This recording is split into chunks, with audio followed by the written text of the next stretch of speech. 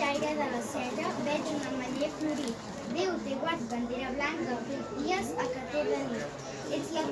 És la pau que s'anuncia entre el sol, núvols i vents.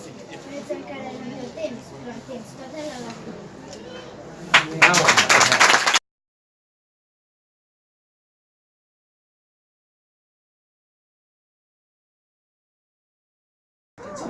Che si secca sempre perché ne sono così mai. Tanti piedi sono uguali alla testa, entrambi possono fare molti viaggi, solo che i piedi fanno piano e fanno passi lenti, la testa invece corre veloce lì dove vuole perfetto.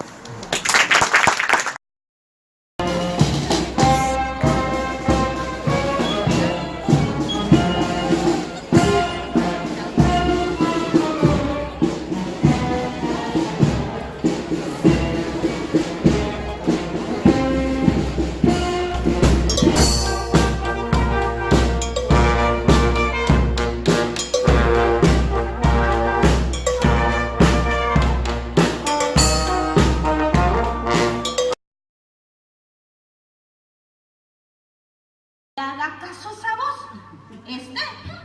Ya se petateó. El doctor dice que está muerto y pues, él para eso estudió. ¿A poco este viejo tarugo va a saber más que el doctor? Gracias. Sur le tremplin de ma porte, sur les objets familiers, sur le flot du feu d'aîné, j'écris ton nom. Sur toute chair accordée, sur le front de mes amis, sur chaque main qui se tend, j'écris ton nom. Sur la vitre des surprises, sur les lèvres attentives, bien au-dessus du silence, j'écris ton nom. Sur mes refuges détruits, sur mes phrases écoulées, sur les murs de mon ennui, j'écris ton nom. Sur l'absence sans désir, sur la solitude nue, sur les marches de la mort, j'écris ton nom. Sur la santé revenue, sur le risque disparu, sur l'espoir sans souvenir, j'écris ton nom. Et, par le pouvoir d'un mot, je recommence ma vie. Je suis née pour te connaître, pour te nommer liberté. Ceașcă de cuvânt. Nu te rușina când plânsul te suspine în senin. Nu-ți ascunde disperarea nici când doare mai puțin. Nu te consola cu gândul că viața este grea, grea pentru cel ce crede, că mereu o fi așa. Plângi când inima ți-o cere, nu te ascunde între pereți. Pentru ce o viață întreagă să fii trist, să tot rezgreți? Toarnă-ți o ceașcă fierbinte de cuvinte pe înserate. Unecă lângă fereastră și zâmbește-mi încetat. Si despiertas lejos de esta casa, tú que sabrás si no vives dentro de esta jaula. Yo solo quiero pausar tu rebobinar. Yo solo busco un ritmo lento, tu velocidad. Yo solo pido un dulce mentira, tú toda la verdad. Tú que sabrás si despiertas lejos de esta casa. Tú que sabrás si no vives dentro de esta jaula. Tú que sabrás si nunca nadaste ni extrañas. Tú que sabrás si no vives dentro de esta jaula. Fa mici ani che apprendo catalan, la meva lingua materna este belarus. И чув вечере un poema белоруса del poeta Jakub Polak. El título del poema es «Силуэты familiares». В образе милые родного краю, смуток и радость моя, что мое сердце до вас порывает, чем как прикованы я. Вам мої горочки родного поля, речки, кургани, ляси, повные смутную жертвы недолі, повные сумной краси. Только я лягу в очі закрию, бачу я вас под собою. Тихо проходить собі, як живі, сяючи білою красою. Чується гомон спілої ніви, тихая жатва полев, лесу высокого шум гул счастливый, песня могутных духов. В образы милые, в образы смутные, родные, гости ведут, песни тягучие, песни попутные, бачу и чую вас тут.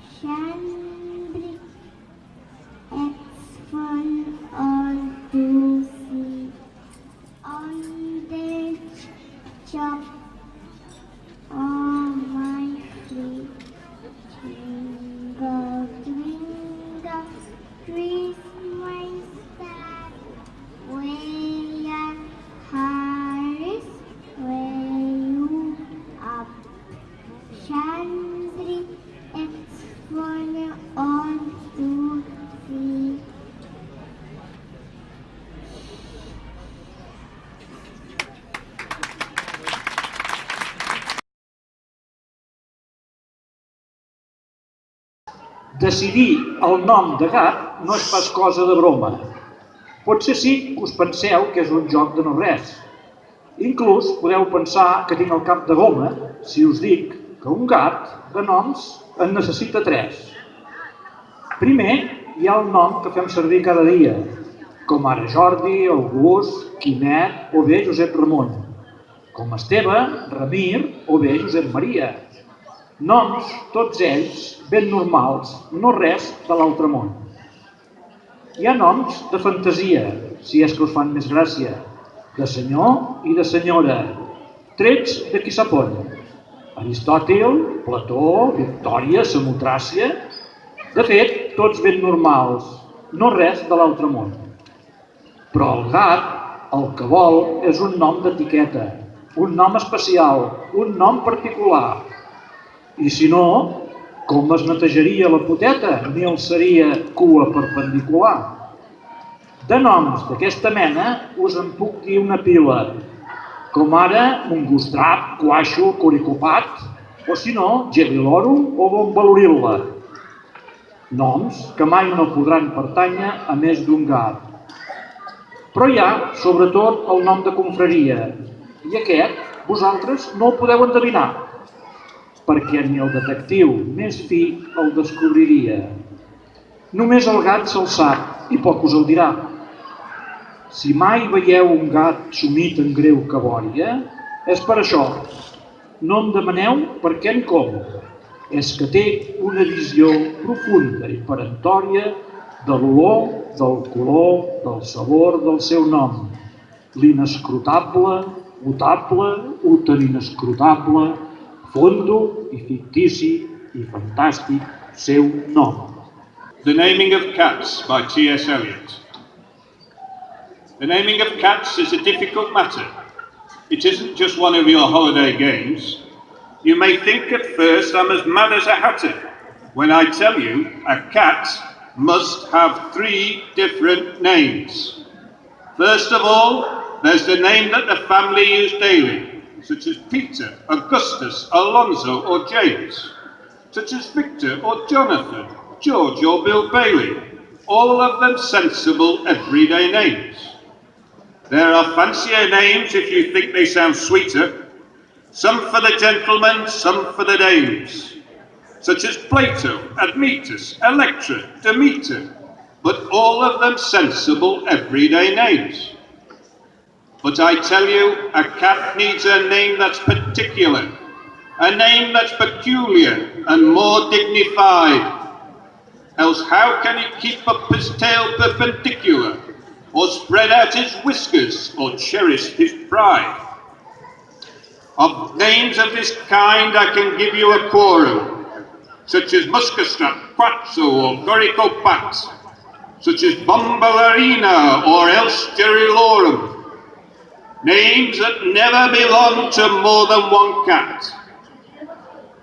But above and beyond, there's still one name left over, and that is the name you never will guess. The name that no human research can discover, but the Cats himself knows and will never confess. When you notice a cat in profound meditation, the reason I tell you is always the same. His mind is engaged in a rapt contemplation of the thoughts of the thoughts of the thoughts of his name. His ineffable, effable, effing ineffable, deep and inscrutable singular name.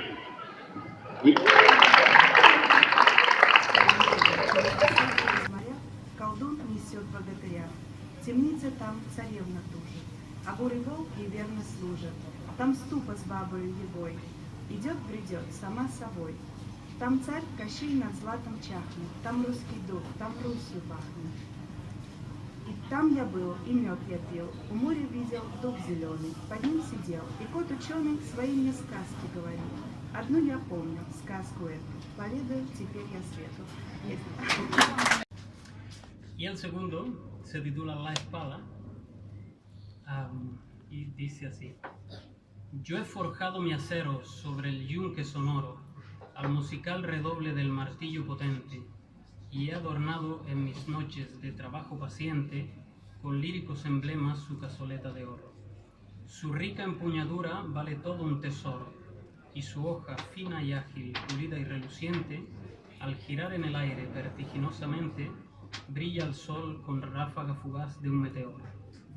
Yo quise en mi verso, como en mi espada hubiera, románticos ensueños y cánticos triunfales, la gloria por escudo y el amor por cimera, como aquellos famosos hidalgos medievales, que acoplaban los hilos de una gentil quimera al épico alarido de las trompas marciales.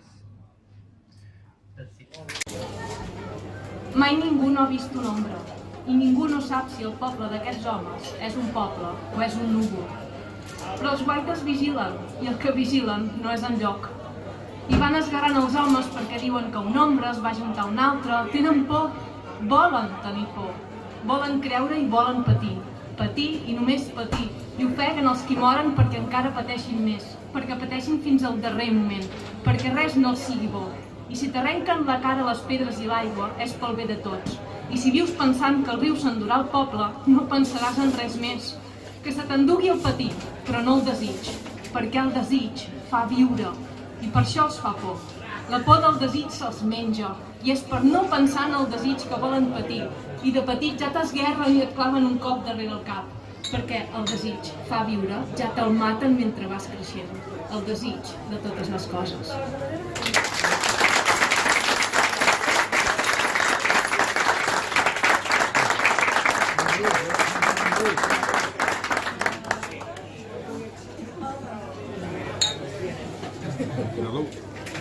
Salud.